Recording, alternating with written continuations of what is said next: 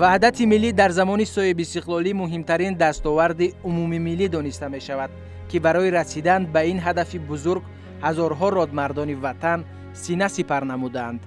ساکنان مملکت با رهبری پیشوای ملت پرزیدنت جمهوری تاجیکستان محترم امامعلی رحمان برای رسیدن به این دستاورد تاریخی خدمت‌های شایسته کرده در راه رسیدن به صلح و یکدلی کارنمایی نشان دادند.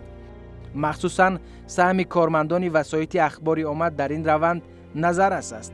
یادآور شدن به مورد است که برنامه خاک وطن رادیوی تاجیکستان در آن سالهای مدهش برگردانیدن گریزه‌ها سهمی ارزنده داشت. پیش از همه باید بگویم که یک برنامه که در شرایط مفاجاه به وجود آمد، شرایط اکستریمالی میگم، گویا وقت زمان این گونه برنامه رو به وجود آورد و این اصلا که سحرها پخش میشد یک وقتی بود که وقتی آماده شدن به کار آمدن این گونه بود، اکثریت مردم اینا گوش میکرد، از جلو من هم گوش میکردم. عرض کردم که بسیار برنامه دردناک بود. اولین برنامه 29 مارس سال 1993 با تهیه کارمندان اداره برنامه‌های سیاسی و بین‌المللی محرر بابک بگمرادوف با افر پخش شد و اولین برنامه‌ای که خاک و تهیه و پخش شد، همچنین همان روز این برنامه برای هموطنان ما که در دولت اسلامی افغانستان توسط بلندگویکان نیز در امروز قرارداد میگیم 5 پایان نیز شنونده شد. این برنامه یک نقش خیلی کلیدی بازید در وحدت سرزمین ما، در وحدت ملی ما و من احسن میگویم، آفرین میگویم به انا همون خیردی سرور دولت ما که همون وقت سری وقتی بود، انا همین پیشنهاد، همین ایده تأسیس برنامه خاک وطن از اجلاسیه 16 شورای عالی تاجیکستان در شهر خوجند که آنجا رئیس شورای عالی مملکت محترم امامعلی رحمان سخنرانی نمودند سرچشمه میگیرد. نشر اولی برنامه نشان داد که میتواند برای سرجمعی ملت مساعدت کرده در تطبیق اهداف حکومت نو تأسیس مساعدت کند. واقعا از خدمت‌های پی در پی و با ثبات پیشوای بسیار جوان اون دور زمان ما اگر که ما صحبت کنیم، ما میبینیم که یک دولتمرد به میدان سیاست آمد که به اصطلاح خودشان خرد ازلی دارند. اون سخنرانی که در برنامه خاک وطن کردن به مانند آن که نیم نان را با هم ببینه و مانند اینها دعوت‌های بودن بسیار کارگر، کارآمد، یعنی دعوت‌های بودن که مردم را از خطرها، از این پریشانی‌هایی که روزگار و زمان را به سر آنها آورده بود، از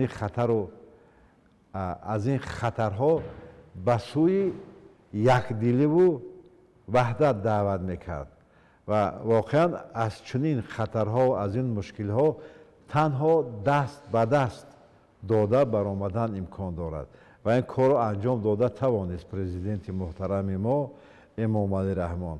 سر کرده از آن که از قدم نخستین، از ساعت نخستینی که به حیث رئیس شورای عالی تصویب شدند و برنامه خود را اعلان کردند، این برنامه و قدم اولین این بود که من تا آخرین مهاجر به وطن برمیگردانم. این کار سهل نبود. همین برآمد رادیویی جناب عالی رئیس شورای عالی تاجیکستان رهبر دولت امامعلی رحمان یک تکانی شد برای بازگشت گریزهای تاجیک از دولت اسلامی افغانستان و آنها اعتماد بستند، باوری کردند که بس که این آدم ما را بیهوده دعوت نمیکنه، ва бозгашти гурезо баъд оғоз шуд.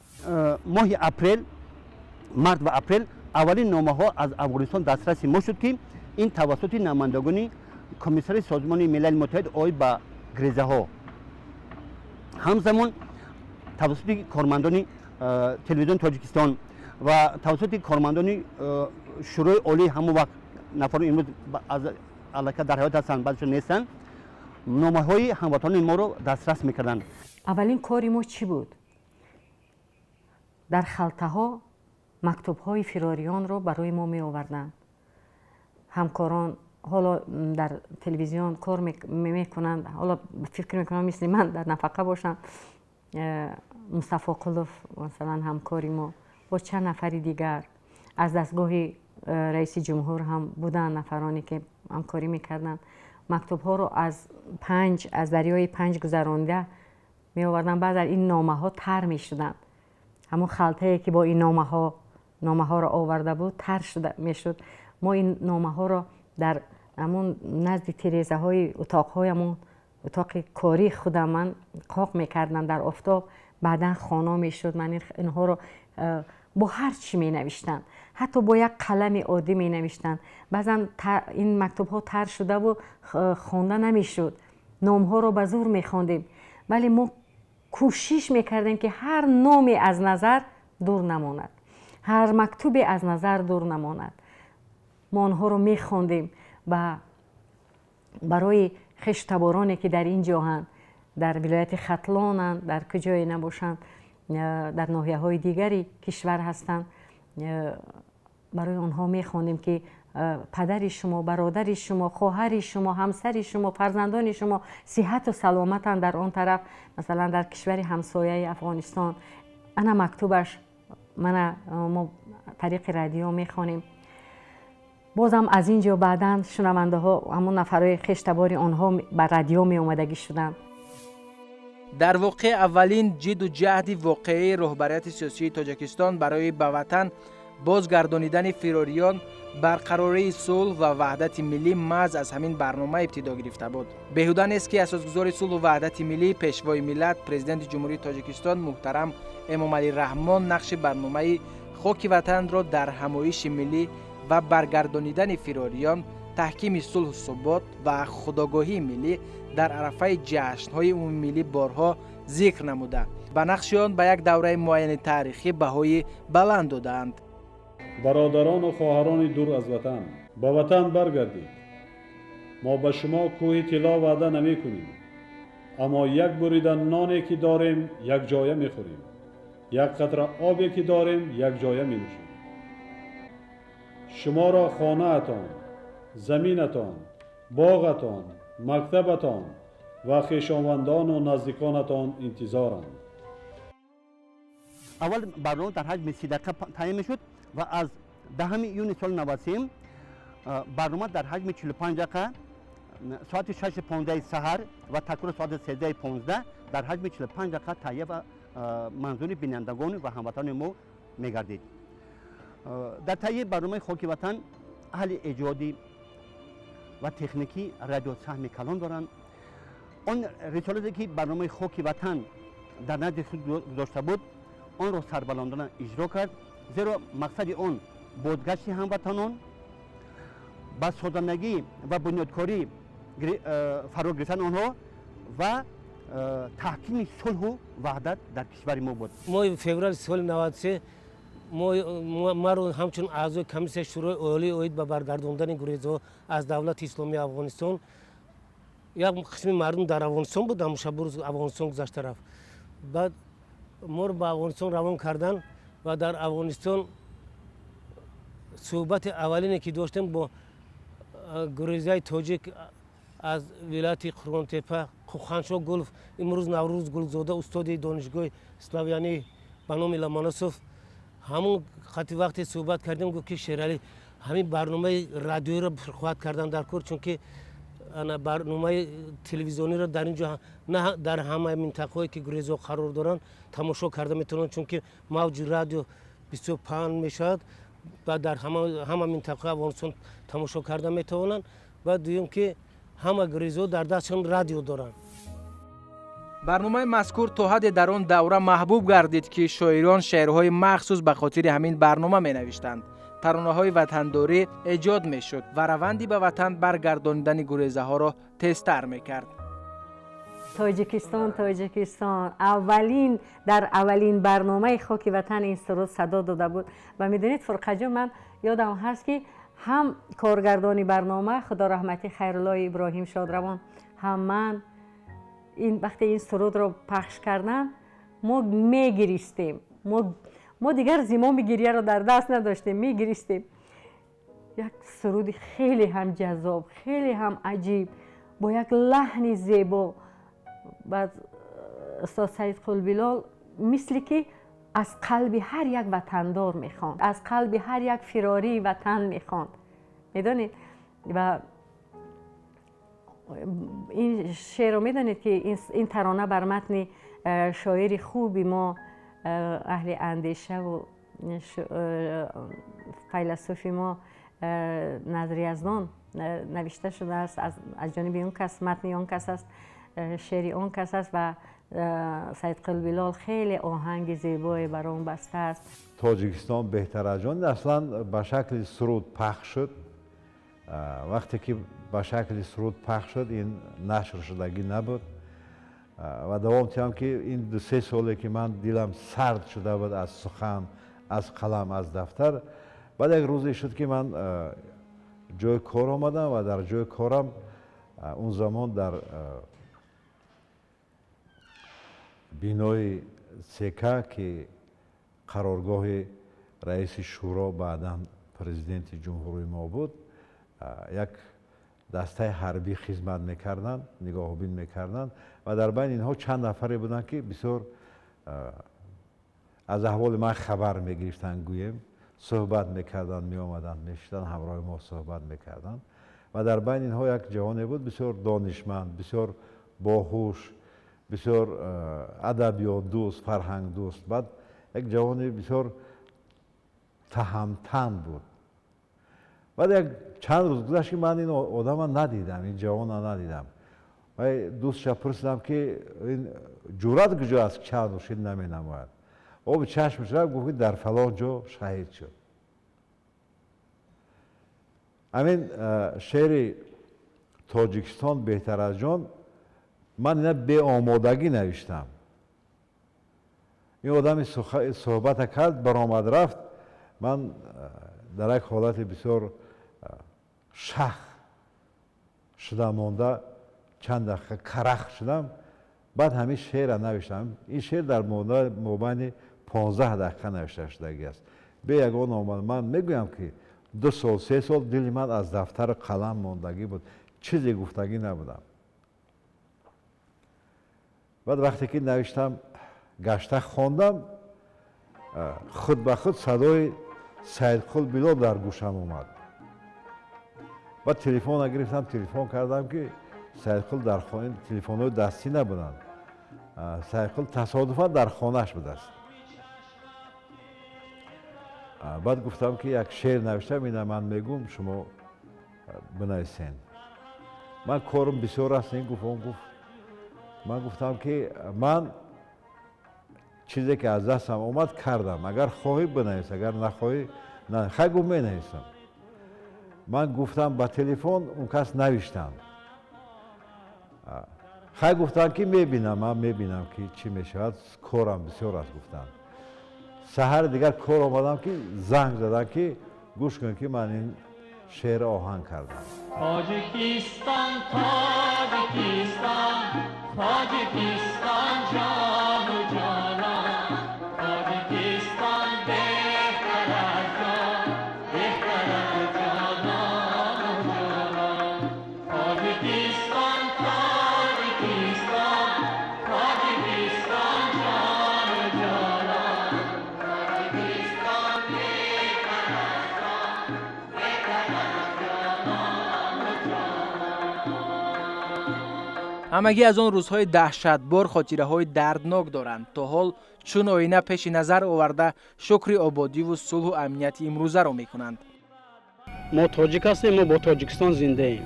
дар вақти интервю гирифтан як ҳолат аюд мар намеравад.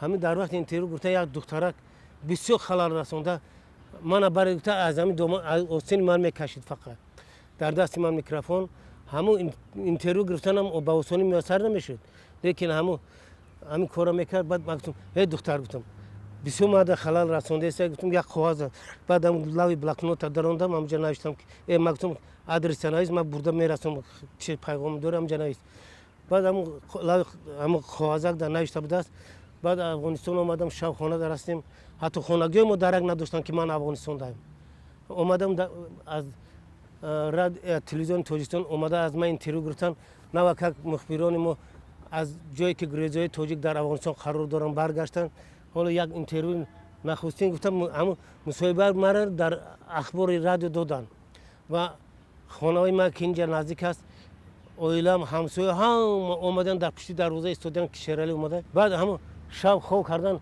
بعد هم اولین مکتوبی که برآوردم مکتوبی همین دختر بود دختر زرینه نام داشت بعد خواندم که با تلفن خانه‌شون نوشته است بعد گرفتم اون وقت تلفن موبایلی نبود تلفن خانه را گرفتم خانه‌شون زنگ زدم که یک مرد گرفت بعد قطیم گپ زد من گفتم که من ممکن نمیشناسم من شیرالی مصطفی خلو ژورنالیست هستم گفت بگوی در برنامه اخبار تماشا کردم شما را گفت تماشا کردم بعد من گفتم که من گفتم همونجا دخترچه شما رو در افغانستان واخوردم مکتوبش آوردم یکی بود دخترچه من زنده است گفت همین گپ گفتم بعد تلفن خاموش شد بعد چند وقت گپ میزنم گپ نمیجاوب نمیتونم بعد از زنک روس گرفت کتابی گفته به زبان روسی پرسید من گفتم که یا ژورنالیست تاجیک که تلویزیون دیدم بعد گفت که من گفتم دختر شما رو در همونجا واخوردم گفتم خیلی گفت ما شما رو دیدم میتونیم من گفتم که پاگو گفتم تلویزیون تاجیکستان بیاید گفتم من در تلویزیون تاجیکستان میشم و روز دیگر روز شنبه بود اکای محمدچون هم داشته کارمند اداره سودی بودن اومدن خاتم صحبت کردن مکتوب دخترچش برآورده دادم گریه کردن بعد در سفرهای من بعد با دختر یاردم دادیم به وطن برگشتن من یادم هست یک پیرزن رو ما ثبت کردیم اون پیرزن رو نبیرهش آورده بود به همین درگاه رادیو آورده بود نامشون یا خاله سعادت بود یا صباحت بود یادم نیست میدونید این پیرزن به ایست گریه میکرد میگفت که 3 پسرم با 3 کلینم و چندین نبیره هایم اون طرفی دریا گذاشتن من این خانه و در به آنها چیکار کنم بگویید کاری کنید که آنها بیایند بعد ما هم میگفتیم مادر جان حرف شما برای آنها مهم است شما بگویید و ما صدای گریه آلود این مادر رو پخش کردیم در رادیو در برنامه خاک وطن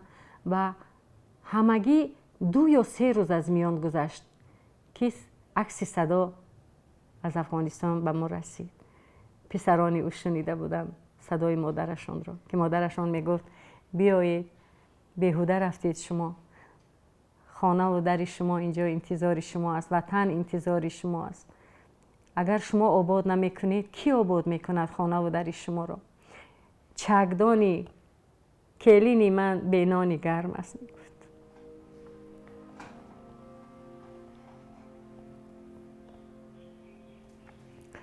چقدر سالها از میان گذشته است فرقه جان ولی صدای اون پیرزن در گوش من هنوز صدا میدهد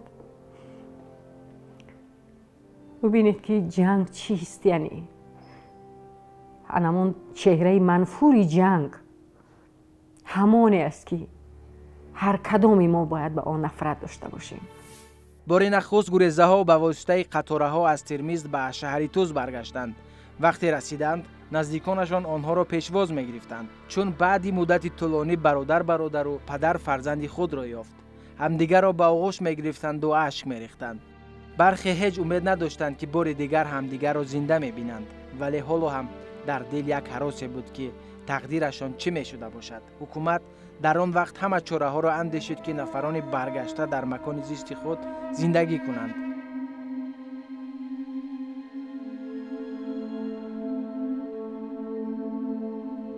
آن روزهای شوم پسی سر شد. تاجیکستان به یکی از کشورهای پیشرفته منطقه تبدیل گشت. مردم تاجیک امروز در فضای صلح و امنیت و آسایشتگی زندگی می‌کنند.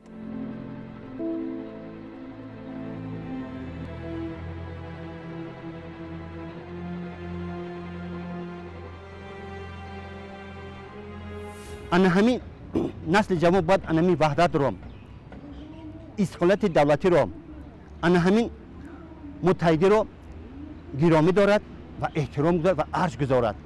زیرا آن روزهای دهشتبر رو نسل کلانسال میدوند.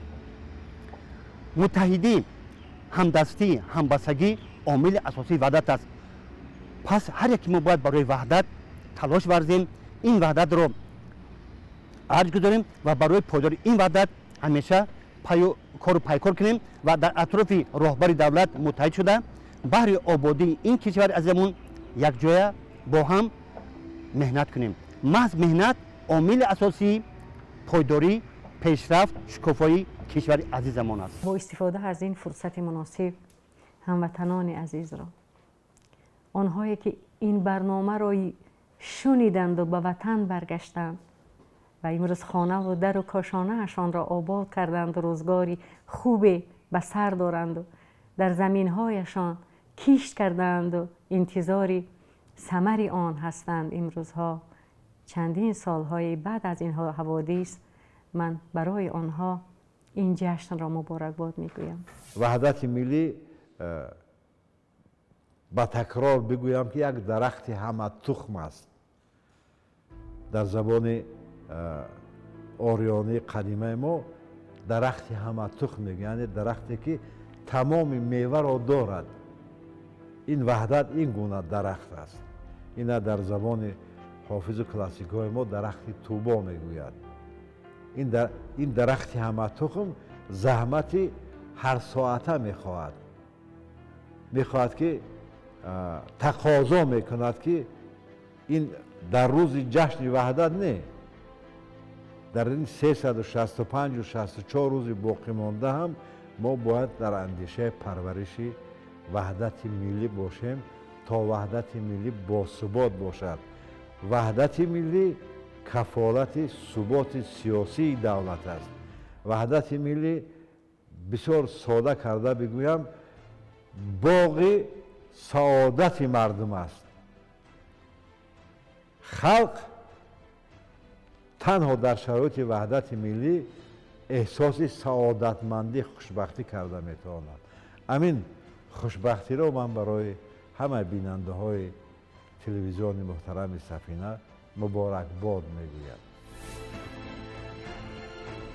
باور داریم که آفتاب وحدت تا ابد به سر ملت تاجیک نورپاشی میکند و مردم ما هر روز توسط رادیو و تلویزیون تنها خبرهای خوش و سازنده را میشنوند. پاینده باد وحدت ملی.